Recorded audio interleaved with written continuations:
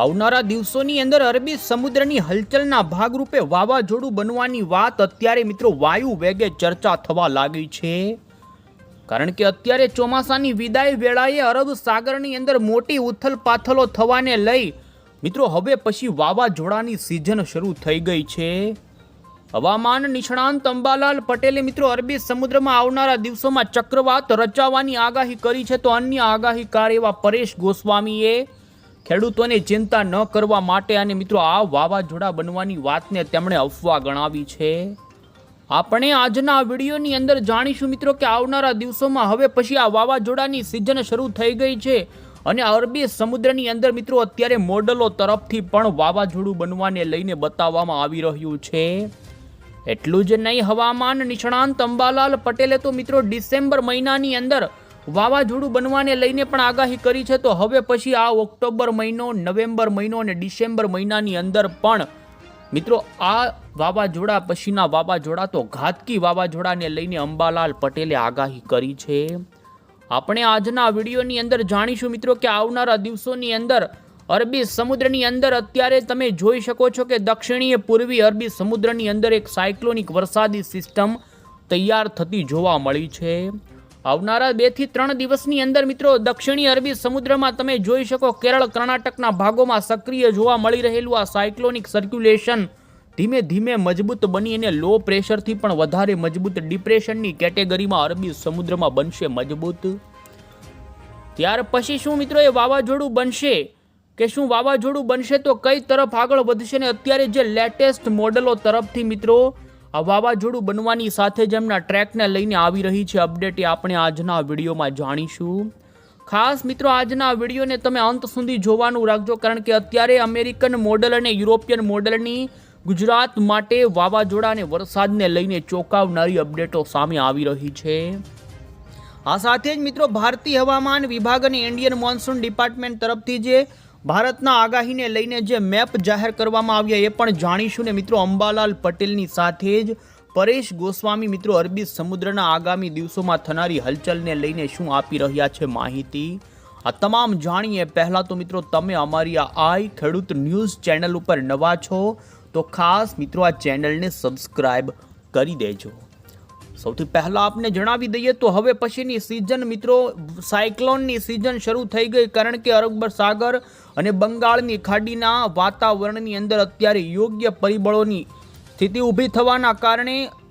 ખાડી અથવા તો અરબી સમુદ્રની અંદર આવનારા દિવસોમાં વાવાઝોડા સુધી સિસ્ટમો મજબૂત બની જતી હોય છે. બંગાળની ખાડીમાં રચાનારી સિસ્ટમ મિત્રો આપણા ભારતના પ્રદેશો ઉપર ભૂભાગો પર આવતી હોય છે અને અરબી સમુદ્રની અંદર રચાનારી મોટા ભાગની સિસ્ટમો કે જે વાવાઝોડા રૂપે હોય તો એ કાં તો ગુજરાત અથવા તો ભારતના ભૂભાગો ઉપર આવે કાં તો એ ઓમાન દેશ તરફ ફંટાતી હોય. આમ અરબી સમુદ્રની અંદર રચાનારી વાવાઝોડાને લઈ અથવા તો જે કાંઈ સિસ્ટમ હોય તેમની ટ્રેક અને તેમના માર્ગને લઈ હંમેશા અસમંજસતા ઊભી થતી હોય છે. ત્યારે અરબી સમુદ્ર આ વખતે પણ ઓળખવો પડશે ભારે. જુદા જુદા આગાહીકારો તરફથી અત્યારે અરબી સમુદ્રની અંદર આગામી દિવસોમાં સાયક્લોન બનવાની આગાહીની સાથે જ આ સાયક્લોનના ટ્રેકને લઈને પણ અત્યારે અસમંજસતાની સાથે જ મિત્રો સંભાવનાઓ આપવામાં આવી રહી છે. ત્યારે આપણે મિત્રો જાણીશું કે આ વાવાઝોડું બનશે તો આ વખતે આ સિસ્ટમ કઈ દિશા તરફ જઈ શકે છે. સાથે જ બીજી તરફ મિત્રો એ પણ જણાવીએ તો વાવાઝોડું બને કે ના બને, પરંતુ ગુજરાત રાજ્યની અંદર આગામી દિવસોની અંદર અસ્થિરતા ઊભી થવાના સંકેતોના કારણે માવઠાની સંભાવના આગામી દિવસોમાં ગુજરાતમાં વધી રહી છે. અત્યારે જોવા જઈએ તો ગુજરાત રાજ્યના વાતાવરણની અંદર મિત્રો અમુક વિસ્તારોમાં ભૂર પવનો ફૂંકાવાની શરૂઆત થઈ ગઈ. જો કે અત્યારે જોરવાળા ભૂર પવનો હજુ નથી ફૂંકાઈ રહ્યા, પરંતુ ગુજરાત રાજ્યમાં આ ચોમાસાની વિદાય વેળાએ કહી શકાય કે ભૂર પવનોની શરૂઆત, ચોમાસાની વિદાય સંપૂર્ણ ગુજરાતમાંથી થઈ ગઈ. અરબ સાગરની અંદર હજુ પણ મિત્રો તાપમાન ઊંચું જોવા મળી રહ્યું છે. સાયક્લોન બનવાના પરિબળો પણ યોગ્ય છે. ત્યારે આપણે જાણીએ પહેલાં તો એ જાણી લઈએ તો ઇન્ડિયન મોન્સૂન ડિપાર્ટમેન્ટ તરફથી મિત્રો આપણા ભારતના કયા રાજ્યની અંદર આવનારા દિવસોની અંદર વરસાદને લઈ કેવી આગાહી આપવામાં આવી છે. કારણ કે હજુ પણ ભારતના દક્ષિણી અને પૂર્વી ભારતના સહિત અત્યારે હવે પછીના સેટેલાઇટ પિક્ચરમાં પણ તમે જોઈ શકો તો અરબ સાગર પણ સક્રિય થતો જોવા મળી રહ્યો છે. બંગાળની ખાડી, અરબી સમુદ્ર, દક્ષિણી, પૂર્વી અને મધ્ય ભારતના ભાગોમાં હજુ પણ ચોમાસાના વરસાદની ગતિવિધિ શરૂ છે। ત્યારે જાણીએ તો તરફથી ફરી એકવાર ભારતના કેટલાય રાજ્યોની અંદર ભારે વરસાદ ખાબકવાને લઈ યલો એલર્ટની ચેતવણીઓ આપી દેવામાં આવી છે। અત્યારે અરબી સમુદ્ર અને બંગાળની ખાડીમાંથી ફરી એકવાર સક્રિયતા નીચેના ભાગોથી શરૂ થઈ છે, તો ઉપરના ઉત્તરીય ભાગોમાં પણ વેસ્ટર્ન ડિસ્ટર્બન્સની અસરના કારણે મિત્રો જમ્મુ કાશ્મીર, પંજાબ અને હરિયાણા લાગુના રાજ્યોના કેટલાય વિસ્તારોમાં ભારે વરસાદ ખાબકવાને લઈ યલો એલર્ટની ચેતવણી હવામાન વિભાગે જાહેર કરી છે। આ સાથે જ અત્યારે અરબી સમુદ્રની અંદર પણ સાયક્લોનિક વરસાદી સિસ્ટમ સક્રિય બની અને જેના કારણે કેરળ, કર્ણાટક, તમિલનાડુ, મહારાષ્ટ્રના પંથકોથી મધ્યપ્રદેશ, છત્તીસગઢ, આંધ્રપ્રદેશના વિસ્તારોથી તેલંગાણા, ઝારખંડ, પશ્ચિમ બંગાળ આ ભાગોની અંદર પણ મિત્રો હવામાન વિભાગે ભારતના 50 થી 60% વિસ્તારોમાં ભારે વરસાદની ચેતવણી જાહેર કરી। તો બીજી તરફ તમે મિત્રો 10 તારીખનો પણ મેપ ભારતીય મોસમનો જાહેર જોઈ શકો છો, જેની અંદર આપણા પાડોશી રાજ્ય મહારાષ્ટ્ર, મુંબઈ, ગોવા લાગુના વિસ્તારોથી કર્ણાટક, કેરળ, તમિલનાડુ, આંધ્રપ્રદેશ, છત્તીસગઢના ભાગોમાં અંદર પણ હજુ ભારે વરસાદની ચેતવણી આઈએમડીએ જાહેર કરી છે। મિત્રો આમ હજુ પણ ચોમાસાની ગતિવિધિના કારણે ભારતના કેટલાય રાજ્યોની અંદર ભારે વરસાદની ચેતવણી હજુ હવામાન વિભાગે જાહેર કરી છે। જોકે આપણા ગુજરાતના તમામ કચ્છ, ઉત્તર ગુજરાત સહિત મધ્ય પૂર્વ ગુજરાત અને સૌરાષ્ટ્રના ભાગોમાંથી અત્યારે 2024ના ચોમાસાની વિદાય હવામાન વિભાગે જાહેર કરી દીધી છે, પરંતુ ગુજરાતની અંદર પણ આવનારા દિવસોમાં વાતાવરણની અસ્થિરતાના કારણે માવઠું ઊભું થાય તેવી સંભાવના પણ બની રહી છે। ને જોકે હવામાન વિભાગે 9, 10, 11, 12 તારીખ આજુબાજુ પણ ગુજરાતની અંદર કોઈ ભારે વરસાદ ખાબકવાની અત્યારે ભારે વરસાદનું એલર્ટ હવામાન વિભાગે જાહેર કરેલું નથી। અને મિત્રો તમે ભારતનું ઉપગ્રહ ઉપરથી લેવામાં આવેલી તસવીર સેટેલાઇટ જોઈ શકો છો, તો ભારતની અંદર અત્યારે અરબી સમુદ્રની અંદર ફરી વાદળોના ઝુંડ બનતા જોવા મળી રહ્યા છે। એટલે કે અરબી સમુદ્ર ફરી એકવાર સક્રિયતાની ઓર અત્યારે આગળ ચાલી રહ્યો છે, ને આ અરબી સમુદ્રની સક્રિયતા ગુજરાતમાં આપી શકે છે માવઠું।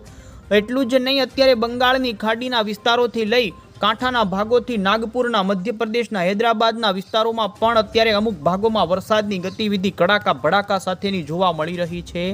ઉત્તરી ભારતના ભાગોની વાત કરવામાં આવે તો જમ્મુ કાશ્મીરના ભાગોમાં પણ અત્યારે જોઈ શકો છો વેસ્ટર્ન ડિસ્ટર્બન્સ આવ્યું અને જેના કારણે જમ્મુ કાશ્મીર, પંજાબ લાગુના વિસ્તારોમાં ફરી વાદળિયું વાતાવરણ બની ચૂક્યું છે। આમ ફરી એકવાર ભારતના કેટલાય ભાગોમાં ગતિવિધિ શરૂ થઈ છે વરસાદની, અને જેને જોતા હવે પછી મિત્રો આપને જણાવીએ તો આવનારા દિવસોમાં અરબી સમુદ્રની અંદર મોટી હલચલના એંધાણ જોવા મળી રહ્યા છે। અત્યારે મિત્રો યુરોપિયન મોડલ અને અમેરિકન મોડલ, જો કે બંને મોડલો જુદી જુદી અપડેટો આપી રહ્યા છે, તેમાં તમને આજની લેટેસ્ટ અપડેટ જણાવીએ તો તમે જોઈ શકો કે અરબી સમુદ્રમાં અત્યારે જોવા મળી રહેલું સાયક્લોનિક વરસાદી સિસ્ટમ છે કે જે યુરોપિયન મોડલ અનુસાર મિત્રો ધીમે ધીમે મજબૂત થાય અને સિસ્ટમ વેલ માર્ક લો પ્રેશરમાંથી મજબૂત થઈ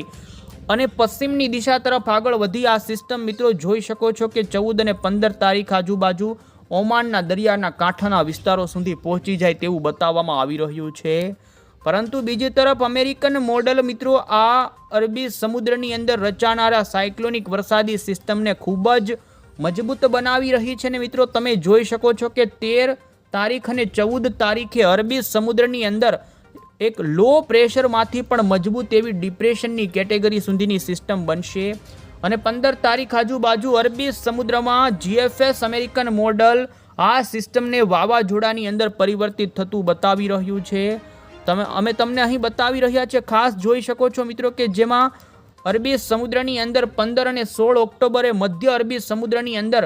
વાવાઝોડું રચાયેલું જોવા મળી રહ્યું છે અને આ વાવાઝોડાની અસર આપણા ગુજરાતની અંદર મિત્રો મિડ લેવલના જે વાદળો પૂછડ્યા હશે, જેના કારણે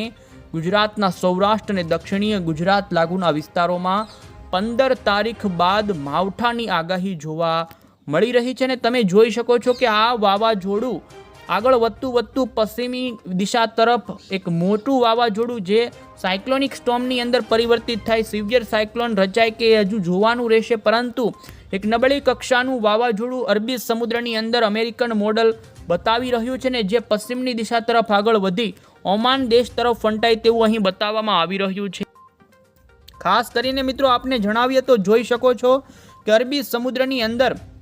12 તારીખ એટલે કે 12 ઓક્ટોબર આજુબાજુ એક લો પ્રેશર એવી વરસાદી સિસ્ટમ બને અને જે ધીમે ધીમે પશ્ચિમની દિશા તરફ આગળ વધી અને ઓમાન દેશ ઉપર ત્રાટક્યા પછી અત્યારે જે અનુમાન જોવા મળ્યું છે કે આ સિસ્ટમ પાકિસ્તાનના ભાગો તરફ આગળ વધે અને જેના કારણે યુ ટર્ન લઈ ગુજરાત ઉપર આ સિસ્ટમના મિડ લેવલના વાદળોની અસર ફરી જોવા મળી શકે છે। તો અત્યારે મિત્રો મોડલો તરફથી જુદી જુદી માહિતી આવી રહી છે, પરંતુ આપને જણાવીએ તો અરબી સમુદ્રની અંદર રચાનારા વાવાઝોડાના ટ્રેકને લઈને છેલ્લે સુધી મિત્રો ભારે અસમંજસતા ઊભી થતી હોય છે।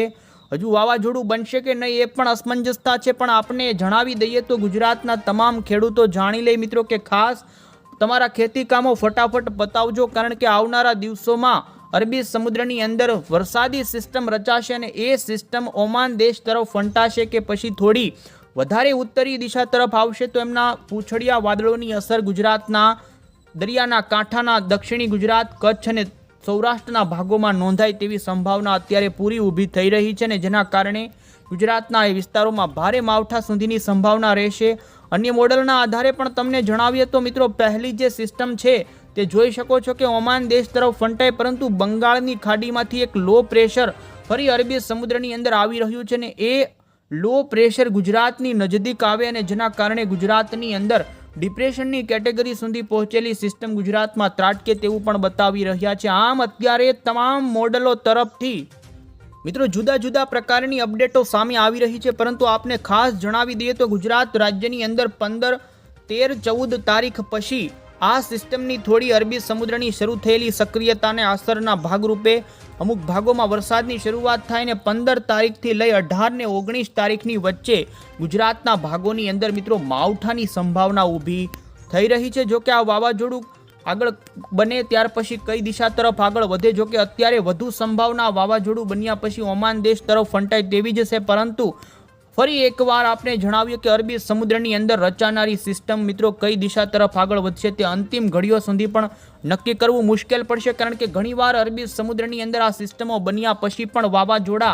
કે જે ઓમાન દેશ તરફ આગળ જતા હોય ત્યાર પછી એ પાકિસ્તાન તરફ જતા હોય એ નક્કી કરવું ખૂબ મુશ્કેલ બનતું હોય। તો બીજી તરફ મિત્રો હવામાન નિષ્ણાંતોની પણ આગાહી આપને જણાવી દઈએ તો પરેશ ગોસ્વામી તરફથી અત્યારે અરબી સમુદ્રની અંદર જે વાવાઝોડું બનવાની વાત ચાલી રહી છે ને એમણે જણાવ્યું કે હાલમાં કેટલાક વિસ્તારોમાં વાદળછાયું વાતાવરણ છવાયેલું જોવા મળે છે, પરંતુ ખેડૂત ભાઈઓએ ડરવાની જરૂર નથી। 7 થી લઈ 9 ઓક્ટોબર દરમિયાન ગરમીના કારણે રાજ્યના ખૂબ જ છૂટાછવાયા વિસ્તારોમાં માવઠારૂપી ઝાપટા પડે તેવી સંભાવના। આ દિવસોમાં જ્યાં પણ માવઠું પડશે ત્યાં એકદમ સામાન્ય અને છૂટો છવાયો વરસાદ પડે, ખેતીના પાકોને નુકસાન ન કરે તેવો વરસાદ। અને તેમણે ભૂર પવનોને લઈને કહ્યું કે હવે પછી રાજ્યના ઘણા વિસ્તારોમાં ભૂર પવનો સેટ થતા જશે। આજથી વધારે વિસ્તારોની અંદર શિયાળુ પવનો સેટ થવા લાગશે। સાથે જ એમણે જણાવ્યું કે ઓક્ટોબર મહિનામાં આ તાપ રહેવાનો છે, પરંતુ આ મહિનામાં એક અસ્થિરતાના કારણે ગુજરાતમાં માવઠું થઈ શકે। આ માવઠું 15 થી 20 ઓક્ટોબર વચ્ચે થવાની સંભાવના છે। જે પહેલાં ખેડૂત પોતાનું ખેતીકામ હોય તે સાચવી લે। અરબ સાગરની અસ્થિરતાના કારણે ગુજરાતમાં પરેશ ગોસ્વામી તરફથી મિત્રો 15 થી 20 તારીખની વચ્ચે માવઠાની સંભાવના, ને જેમાં દક્ષિણ ગુજરાત અને સૌરાષ્ટ્રના દરિયાના કાંઠાના વિસ્તારોમાં માવઠાની વધુ અસર નોંધાય તેવી આગાહી પરેશ ગોસ્વામી તરફથી કરવામાં આવી। તો બીજી તરફ મિત્રો હવામાન નિષ્ણાંત અંબાલાલ પટેલે અરબી સમુદ્રની અંદર રચાનારા આ ચક્રવાતની સંભાવનાની સાથે એમણે જણાવ્યું કે આ સિસ્ટમ મોટા ભાગે ઓમાન દેશ તરફ જ ફંટાય, પરંતુ જેટ પવનોની ગતિના કારણે અત્યારે આ સિસ્ટમ ગુજરાતની નજદીક પણ આવે તેવી સંભાવના રહી શકે। કચ્છના નજદીકના અને પશ્ચિમી સૌરાષ્ટ્રના નજદીકના અરબી સમુદ્ર સુધી પણ આ જો ચક્રવાત રચાય તો આવી શકે, અને જેના કારણે કચ્છ સહિતના સૌરાષ્ટ્રના અમુક ભાગોની અંદર પવન ફૂંકાવાની સંભાવના રહે। અને મિત્રો આપને જણાવી દઈએ તો આ સિસ્ટમ ઓમાન દેશ તરફ ફંટાય તો પણ ત્યારબાદ થોડી ઉત્તરી દિશા તરફ આગળ વધશે, તો ગુજરાતના કચ્છના ભાગોની અંદર પવનની અસર આ સિસ્ટમના કારણે પણ આગામી દિવસોમાં થઈ તેવી સંભાવના છે। સાથે જ આપને જણાવી દઈએ તો સૌરાષ્ટ્ર સહિત દક્ષિણી ગુજરાતના ભાગોમાં અમુક વિસ્તારોમાં હળવાથી મધ્યમ પ્રકારના વરસાદની સંભાવના 15 થી લઈ 18 તારીખ 19 તારીખ વચ્ચે મિત્રો જોવા મળી રહી છે, કારણ કે આ સિસ્ટમ બન્યા બાદ જ મિત્રો એ સિસ્ટમ વાવાઝોડું બનશે કે નહીં, ત્યાર પછી પણ એ કઈ દિશા તરફ ચાલે એ પાક્કું આપણે નક્કી કરી શકતા હોય છે। અત્યારથી આ માત્ર અનુમાનો છે। નવી